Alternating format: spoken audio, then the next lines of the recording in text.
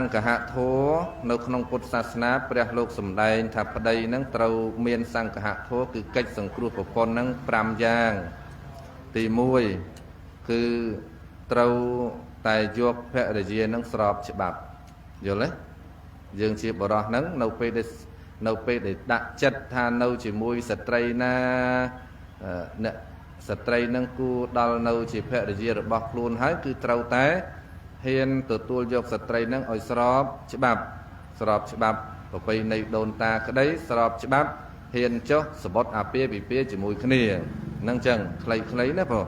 ហើយលោកស្ពឹកសប៉ុនជើងអីពុំមិនងាយអង្គុយបានចឹងទេហើយទី2គឺនៅពេលដែលយើងជាប្តីនឹងឯងបានស្ត្រីនឹងមកជាប្រពន្ធហើយដែលយើងហៅថាប្រពន្ធក៏បានហៅថាភរិយាក៏បានសុំស្មាទោសបើមានកូនមានចៅទៅហៅថាម៉ែវាអីក៏បានយាយវាអីក៏បានដែរណា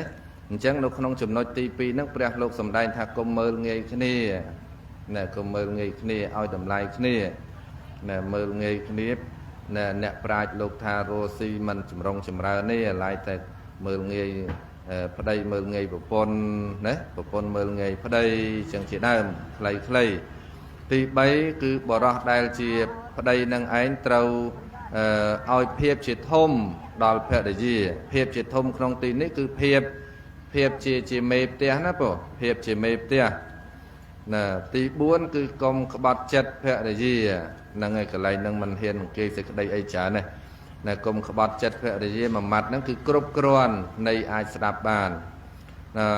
ទី5គឺចេះទិញគ្រឿងអលង្ការលើកទឹកចិត្ត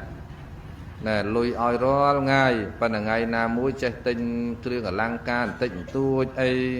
បានបូចងសក់មួយដែរនឹងលើកទឹកចិត្តតែអញ្ចឹងទៅប្រពន្ធនឹងឯងថា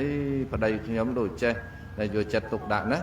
អាភាពយកចិត្តទុកដាក់គ្នាបន្តិចបន្តួចនឹងឯងធ្វើឲ្យប្តីប្រពន្ធនឹងឯងចេះនឹករលឹកគ្នាមានការខុសឆ្គងមងសៅបន្តិចបន្តួចអាចនឹកឃើញអនុស្សាវរីយ៍ជាមួយគ្នាបាននឹងប៉ុណ្ណឹងខ្លីៗកូនប្រុសមានសង្ឃហធម៌5ហ្នឹងកូនស្រីនៅពេលដែលប្តីមានសង្ឃហធម៌5ចំពោះខ្លួនហើយប្អូនស្រីឬក៏កូនស្រីឬក៏ប្រពន្ធឬក៏ភរិយានឹងឯងត្រូវមានសង្ឃហធម៌5សង្គ្រោះទៅប្តីវិញទី1គឺត្រូវចេះចាត់ចែងការងារក្នុងផ្ទះការងារក្នុងផ្ទះនេះគឺគ្មានអីក្រៅពីការចេះដាំចេះស្លចេះរៀបចំបាយទឹកឲ្យសមរម្យមើលកន្លែងហ្នឹងសំខាន់ណាស្ត្រីមិនចេះតែមហូបមួយមុខគឺឆាអីគេញោម